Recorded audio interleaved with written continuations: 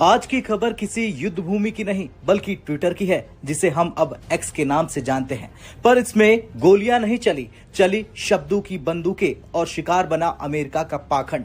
इस बार उनके करीबी और रिपब्लिकन सांसद लिंडसे ग्राहम ने उन्होंने लिखा कि भारत जैसे देशों को युद्ध से होने वाले लाभ की कीमत चुकाने पर मजबूर करना एक अच्छी शुरुआत है। यानी भारत को सजा दो क्योंकि वो रूस से तेल खरीद रहा है। लेकिन अब एंट्री होती है एलन मस्क की कंपनी यानी एक्स की। जिस प्लेटफॉर्म पर ये अमेरिकी नेता अपनी धमकियां दे रहा था, उसी ने कम्युनिटी नोट डालकर उसकी बोलती बंद कर दी और लिखा कि हिपोक्रेसी अलर्ट। अब कहानी शुरू होती है। के अंदर थिएटर लगते हैं और अमेरिकी बैठ के उसको एंजॉय करते हैं, लेकिन ये जो थिएटर लगा हुआ है अमेरिका के अंदर, तो सारी दुनिया इसके बारे में जानना चाह रही है। ये वाकईतन क्या एलन मस्क डोनाल्ड ट्रंप को एप्स्टीन फाइल के ऊपर ब्लैकमेल कर रहा है या क्या चक्कर? जाकर क्या किया ये जान लीजिए। इसमें लिखा गया कि अमेरिका ने 2024 में रूस से 1.3 बिलियन डॉलर के फर्टिलाइजर खरीदे, साथ ही 800 मिलियन डॉलर का समृद्ध यूरेनियम। कुल मिलाकर 3 बिलियन डॉलर का व्यापार रूस से। इतना नहीं दोस्तों, यूरोपीय यूनियन ने 2024 में रूस को 23 बिलियन डॉलर दिए गैस और एलएनजी के लिए, और सिर्फ जून 2025 में यूरोप ने 1.5 बिलियन डॉलर की एलएनजी रूस से मंगवाई। तो सवाल यह है कि क्या सिर्फ भारत दोषी है या अमेरिका को सिर्फ भारत की तरक्की से डर लग रहा है? की वजह से भारत का असल चेहरा अगर मैं कहूं कि एक बार फिर बेनकाब हुआ तो गलत नहीं होगा। और नाम नेहाद जमहूरियत का दावेदार भारत तनकीद बर्दाश्त नहीं कर सका। मीडिया रिपोर्ट्स के मुताबिक को वक्तन फवक्तन आईना दिखाते रहे मोदी सरकार ने असरो रसूख इस्तेमाल करते हुए उनका ट्विटर अकाउंट बंद करवा दिया।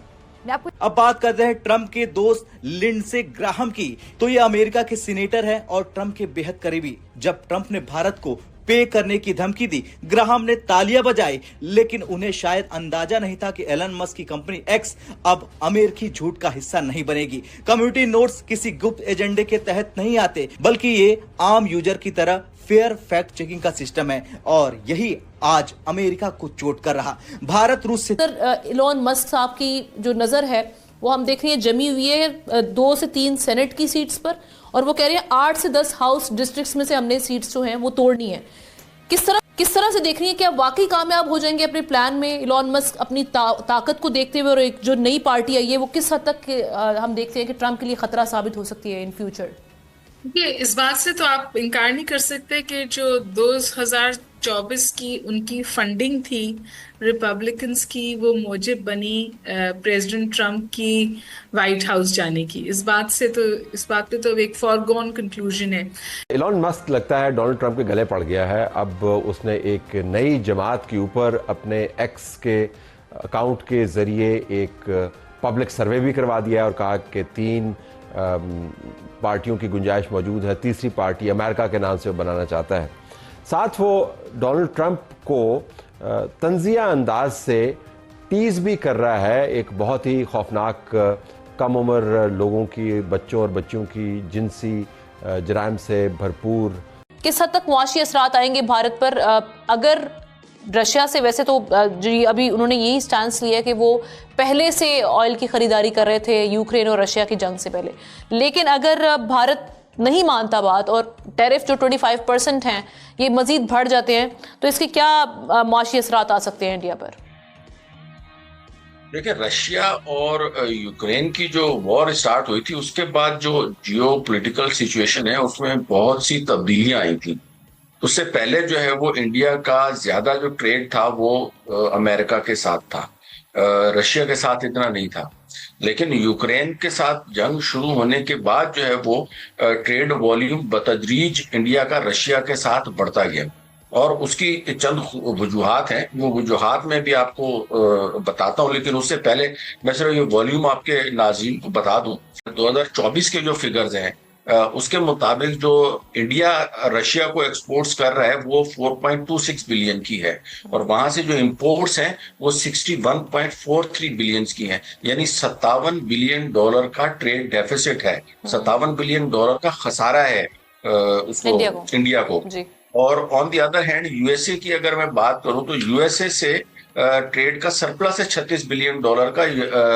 अमेरिका का जो है वो इंडिया 77.5 बिलियन की एक्सपोर्ट्स करता है, और वहां से सिर्फ 40 बिलियन डॉलर की जो है वो इंपोर्ट्स करता है। तो 36 बिलियन का सरप्लस है। इसके बावजूद जो है वो इंडिया की जो तरजीह है वो रशिया है, और जो आइटम्स वहां से जो इंपोर्ट करता है उनमें ज्यादातर क्रूड ऑयल आजकल इंपोर्ट कर रहा है रशिया से इंडिया। नहीं, और दूसरा जंगी साजो सामान। वजह आप क्या समझते हैं अगर इतना ट्रेड उसकी वजह ये है कि रशिया के ऊपर जब पाबंदियां लगाई थी अमेरिका ने, उसके बाद एक और रास्ता निकाला गया जिसकी वजह से अब हो ये रहा है कि जो इंडिया के इन्वेस्टर्स हैं उन्होंने तकरीबन $20 बिलियन की इन्वेस्टमेंट वहां के ऑयल के कंपनीज में भी और ऑयल इंफ्रास्ट्रक्चर में रशिया में की है, और उन्होंने भी की है, रशिया ने भी। अब इंडिया क्या कर रहा है, इंडिया वहां से तकरीबन जो ऑयल है वो इंपोर्ट कर रहे हैं, कच्चा तेल जिसको हम बोलते हैं, उसको अपनी रिफाइनरीज में प्रोसेस कर रहा है, और रिफाइनरीज में प्रोसेस करने के बाद उसको बेच रहा है। और आप हैरान होंगी कि उसकी जो बेचना है तकरीबन 70.13 बिलियन का जो है ना वो तेल बेच रहा है, जिसमें 1/3 जो है वो यूरोपीय यूनियन को जो कंट्रीज हैं या G7 के जो कंट्रीज इनफैक्ट मैं कहूंगा उनको जो है वो ये तेल बेच रहा है। यानी एक तरफ अमेरिका ने पाबंदियां लगाई हैं रशिया के ऊपर कि आप तेल नहीं बेच सकते, तो उन्होंने ये इनडायरेक्ट रास्ता निकाला कि ठीक है जी हम एक्सप्लोर करते हैं, आपको बेचते हैं, आप जो है वो आगे भेजो, और $30 पर बैरल का उसको वो दे रहा है। उसके बाद जो रशिया को दूसरा फायदा जो इंडिया जो है वो रशिया से ले रहा है, वो वहां से जो जंगी साजो सामान है जिसमें उनका S-400 सिस्टम है, और उसके बाद अब मिग तैयारे हैं, तो ये दो जो बड़े आइटम्स हैं ये रशिया से वो ले रहा है। ठीक। नमस्कार दोस्तों।